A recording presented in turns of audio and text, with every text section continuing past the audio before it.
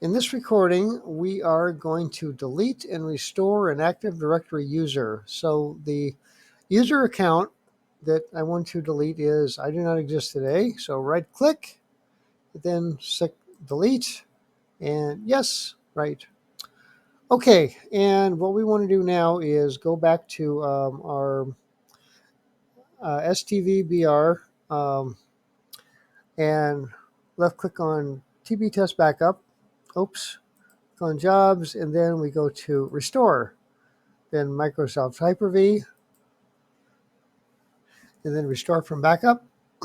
Now we come down to the third item, application items restore. And then that brings us to Microsoft Active Directory. We click on the left arrow, STDC01, next. And then this is restore point, click next. Restore reason, we don't care. Okay, now in the summary, we come down here to browse. And then Veeam Explorer will mount, and we wait a few seconds. We wait for a few seconds for that to mount.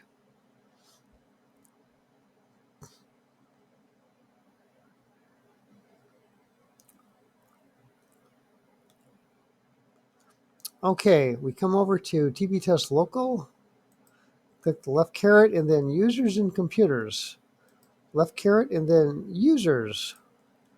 So here we have all the users from the backup, and then I do not exist today. Click on that, and then come up here to Restore Objects,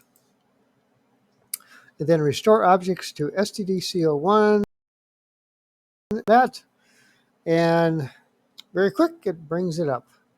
It has been restored. So let's look at the, let's get this out of the way, unmounting. And then we will look at the, let's see, domain controller. Now what we have to do, this is in users and this lists all the users, but what we have to do is click on another folder and then click back to users and then come up to the top bar here and we'll see something called refresh. Click on that and there it is. I do not exist today has been restored.